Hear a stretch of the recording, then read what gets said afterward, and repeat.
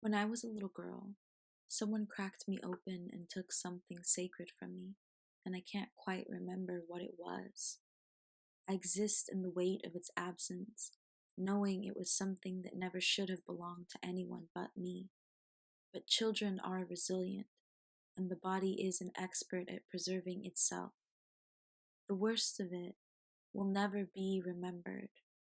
I am at peace with this. I believe in my own survival. I believe in my body's choice to survive always. For all the awful things my girl mind knew better than to keep a hold of, there are those brilliant child loves that pierce through what has been forgotten and warm me still.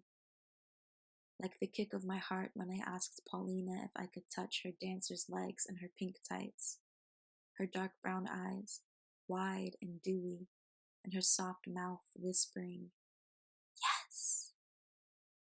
The static of my fingertips and the fear of God's judgment making my breath uneven, filling me with apology for forbidden wants, or playing house with Eliza, writhing and wriggling against one another like stunned earthworms, the heat of electricity beneath my skin, giggling until tears ran down our cheeks, or Amber's fair-skinned cousin with warm green eyes who gently brushed my curls away from my face and placed his fingers tentatively, delicately, on my shoulders, the peach skin of his fingertips so soft I became a pillar of brown sugar, crumbling away and away and away.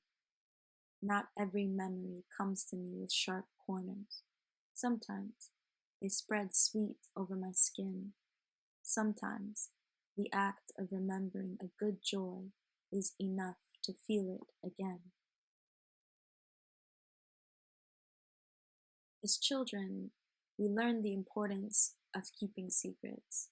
Some things should not be visible to everyone, and to be invited to bear witness is a practice of vulnerability contingent on your ability to be trustworthy.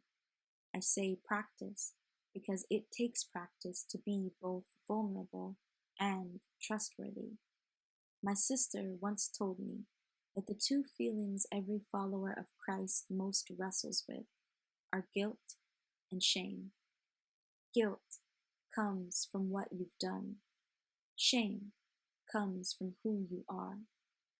Abusers have an uncanny way of making their shame someone else's responsibility. When you are an abused child, this perverts your understanding of deliberate and sacred silences. This is the difference between keeping a secret out of respect and love and keeping a secret out of fear and shame.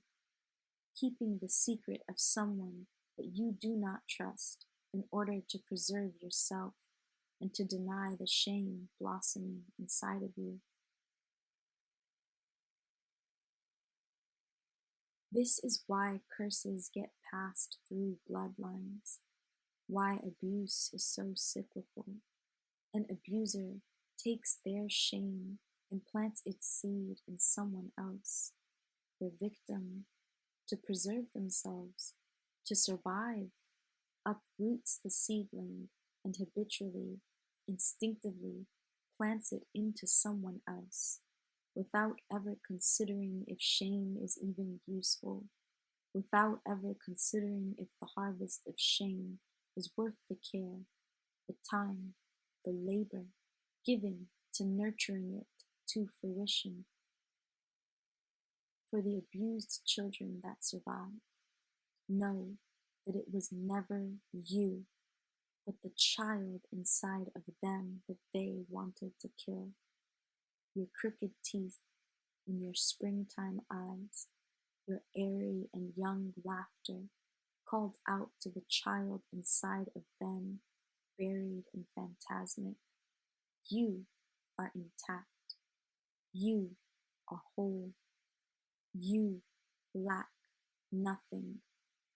That your joy could be coveted, could be so thoroughly envied that someone might feel the need to stamp out its light completely is only a testament to the way that you, little one, fill every room with iridescent dawn.